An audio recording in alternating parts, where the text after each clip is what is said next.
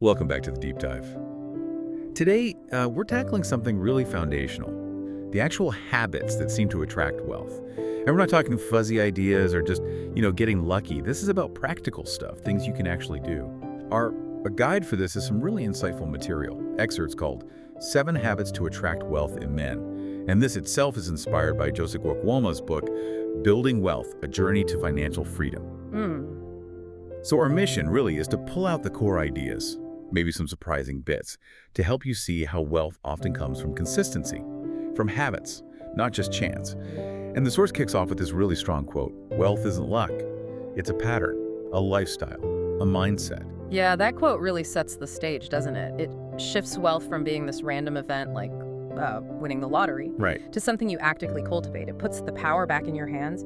So much talk is about what kills wealth, debt, bad spending, but this focuses on what builds it, what attracts it, which is a different, much more proactive angle. Totally.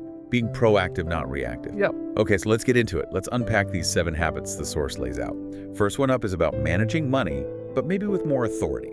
The source calls it, they budget like kings. And it says, pretty bluntly, they tell their money where to go, they don't wonder where it went. Exactly. And budgeting like kings isn't about being restrictive necessarily. It's about being in command. It's that active control. It means setting clear goals, planning things out, deciding what's important before the money arrives.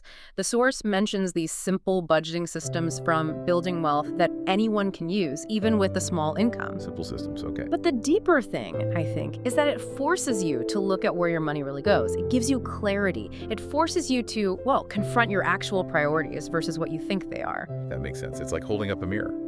So, the question for you listening is, are you directing your money? Or is it kind of just slipping away? All right, so once you know where it's going, the next habit is about making sure some of it sticks around for you. For your future, this is habit 2. They pay themselves first. The idea is prioritizing your future self, investing before other stuff. Even before, as the source says, buying airtime or a Rolex. Yeah, quite the range there. It highlights the principle, right? The source gives examples like setting aside even a small, regular amount. Could be just KH 500 into savings, maybe a SACO, unit trusts, or even a small side project. The core idea is powerful.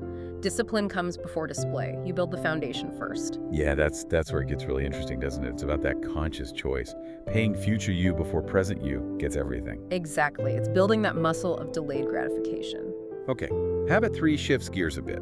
It contrasts how we spend our time. They read more than they watch. The source suggests wealthy folks limit the Netflix binges and make time for books, podcasts. That time becomes sacred. Right. And it's not just any reading. It's intentional. The source mentions financial books, biographies, personal development, things that feed the mind, not just the ego or the need for distraction. So learning over just zoning out. Precisely. And there's that very blunt quote in the source, "Poor people have big TVs, rich people have big libraries." Oof, that's direct. It is, but it paints a picture, doesn't it? It's about where you're investing your attention. Are you building mental capital or just consuming passive entertainment? Yeah, a powerful visual makes you think, what kind of library are you building upstairs? What are you feeding your mind? Okay, let's move to habit 4. This one's subtle but really important. They avoid lifestyle inflation. Basically, resisting that urge to spend more just because you earn more. Like the source says, no need to upgrade the car just because the salary increased.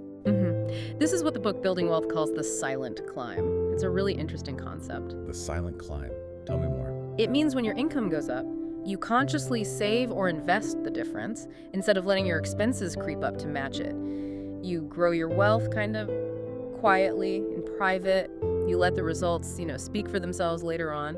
It's about building real security, not just showing off. So it's about resisting that pressure we all feel, right? To keep up, to show you're doing well. Exactly. Building substance over appearance. It's a quieter, more solid path. Makes sense. Okay, habit 5 takes us inside our own heads. They master emotional control. This means financial decisions come from clarity, from confidence, not from pressure, panic, or pride. Yeah, this is huge. Think about it. How often do emotions hijack our money decisions? All the time, probably. Fear, excitement. Right. The source says they actively avoid stuff like impulse buying just because you feel down, or fear selling when the market dips. Or, and this is a big one today, competing with Instagram, trying to match lifestyles you see online. Exactly. Instead, the focus is on moving with clarity and confidence, making choices based on your own plan, not comparing yourself to others. It's really about emotional intelligence meeting finance. It's about pausing before acting, isn't it?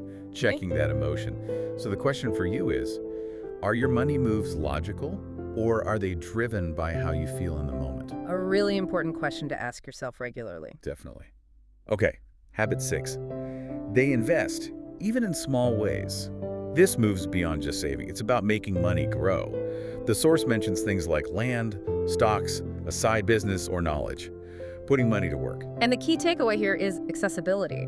The source and the Building Wealth book really stress that you don't need a fortune to start. That's encouraging. It really is. There's apparently a whole chapter on turning small savings into smart investments. And the big secret, it's simple. Start where you are with what you have. That removes such a huge mental block for people, that feeling of, I don't have enough to invest. Yeah, it really does. It makes it feel possible for anyone. Start small, but start. Make it a habit. Precisely. Consistency over quantity, especially at the beginning. All right, last one. Habit 7. And this one feels critical. They surround themselves with growth. The source doesn't pull punches here. Your crew determines your net worth. Wow.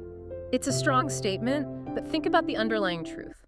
Who you spend time with influences your mindset, your conversations, your ambitions. So it's about the quality of the interactions. Exactly. The source says they focus on people who talk about ideas, who collaborate, challenge each other, maybe even invest together. They actively join networks, seikos, groups that are focused on moving forward, not just vibes, as the source puts it. Right. Not just hanging out, but actually building something, mentally or financially. Yeah. You need an environment that supports growth, that challenges you, that has higher expectations. It makes a massive difference. So this really prompts some self-reflection for you listening. Take a look at your circle. Are the conversations about growth, about ideas, or are they keeping you stuck? It's about being intentional with who gets your time and energy.